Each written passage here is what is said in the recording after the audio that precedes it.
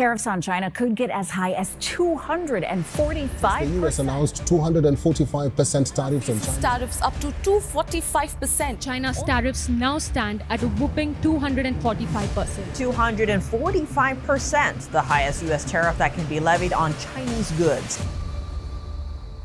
Wait. Did we all hear that right? 245% tariffs on Chinese imports? That number is so wildly bizarre, so massive, it almost sounds like a joke. But nope, it's real. 245% tariffs on Chinese imports. I mean, kind of. Let me explain. Today, we're unpacking something that's been quietly exploding in the background of international trade. A 245% tariff that the US is slapping on Chinese goods. But here's the thing, that number, it's real, yes, but it's also being wildly misunderstood. So in this video, I'm going to walk you through what's really going on, why that number popped up, what it actually applies to, and why it could signal a massive shift in how the US does business with China, or maybe even with the world for that matter. Okay, so let's just sit with this number for a second here. 245%.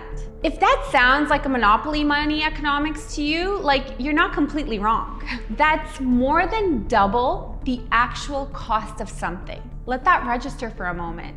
And if that kind of tariff were applied to, say, an iPhone or a box of Legos, it would basically mean one thing. Simply put, there would be no trade. So where the heck did this come from?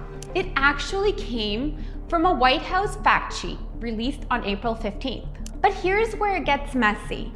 And it's because most people never read past the headline.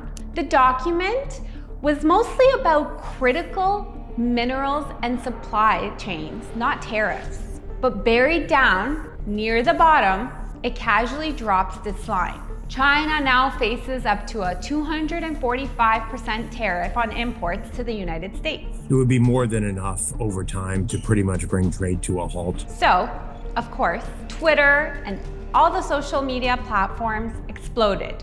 News outlets scrambled. People basically thought the US just nuked trade with China overnight.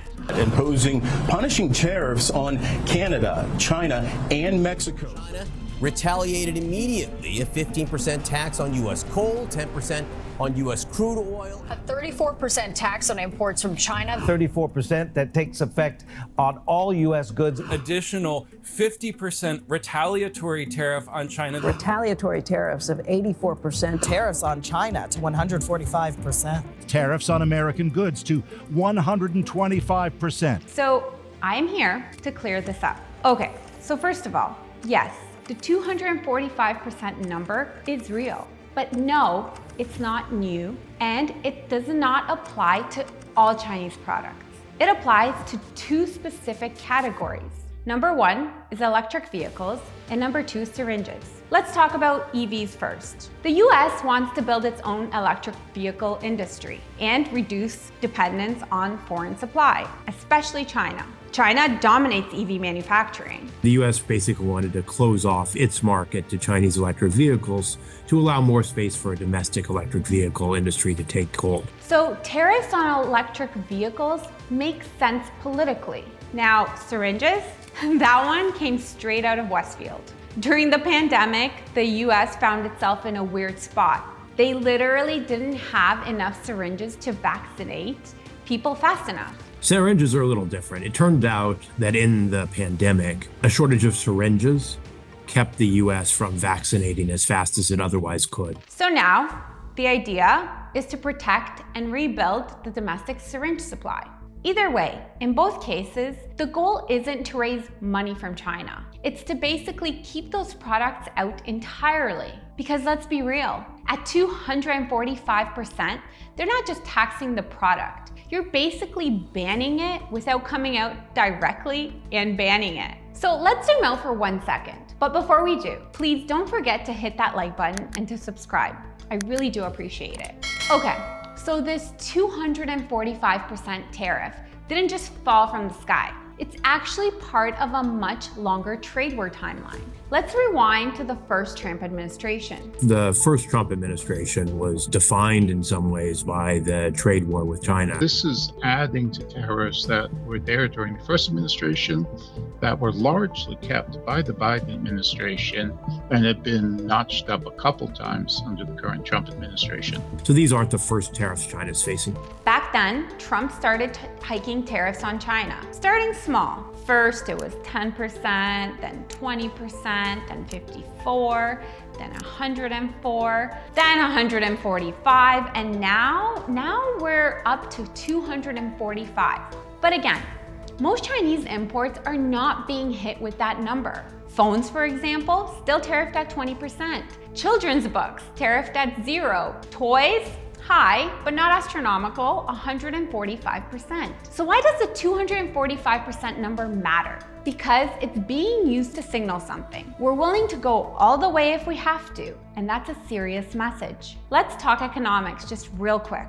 Tariffs under 50%, yeah, they hurt, but they squeeze companies' profit margins. But tariffs about 50%, they're like trying to kill trade completely, because the math just doesn't work. Well, there is no profit margin. It's just impossible because your price becomes so much higher than the prices of your competitors or the price that a consumer is willing to pay. Tariffs under 50% will tend to squeeze profit margins. Tariffs above 50% will tend to end all trade. If you're a company in the US trying to import Chinese goods and suddenly the cost triples, you're either jacking up prices to levels consumers won't pay, or you're going out of business, period. So when we talk about 145%, 245%, we're not talking about higher taxes. We're talking about cutting off the oxygen from whole industries. And that's what makes this so intense.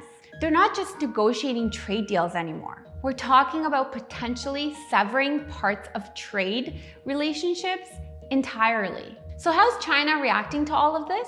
In typical fashion, they hit back. A 15% tax on the US coal, 10% on American crude oil, 34% on US exports to China, and a whooping 125% retaliatory tariff on some goods. But then something interesting happened. China released a statement saying, even if the US continues to impose higher tariffs, it would no longer have any economic significance and would go down as a joke in the world economic history. Translation, we're not playing this numbers game anymore. Which honestly, let's be serious, it totally makes sense. Because whether it's 145%, 245%, or 10 million%, the result is the same, no trade. So China seems to be saying, we are done reacting, we are shifting strategy, and that's a really big deal. Now, here's where things get political. Because while this may feel like a Trump thing, the truth is these tariffs have been around since his first term. And then the Biden administration,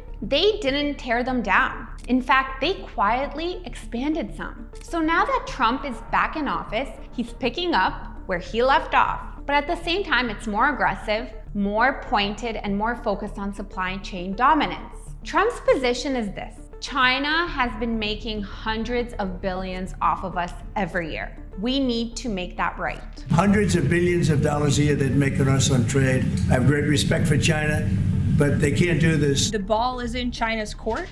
China needs to make a deal with us. We don't have to make a deal with them. He says the US doesn't need a deal. But the reality is, at these tariff levels, no one wins. Not US companies, not Chinese exporters, not even consumers. This isn't just a game of chess. It's a knife fight in a supply chain alley. So what does all of this mean for the average person? Well, if you're a business owner relying on Chinese imports, you might need to rethink your entire supply chain. If you're a consumer, pretty well expect higher prices, especially on anything tech-related or medical. If you're in politics or finance, this is a flashing red warning light, because trade wars don't just stay between two countries. They ripple out into global inflation, logistics bottlenecks, and economic instability. The US is betting that it can pressure China into making a better deal, but China might just decide to build entirely new trade alliances instead. Either way, this 245% number is more than just a headline. It's a turning point. So yeah, did the US just tariff China into oblivion? Not quite, but it definitely made a move that is loud, bold, and possibly irreversible. That number might not affect everything, but it affects enough to matter. All right, everyone, if you found this breakdown helpful, please hit that like and subscribe button, and thank you so much for watching.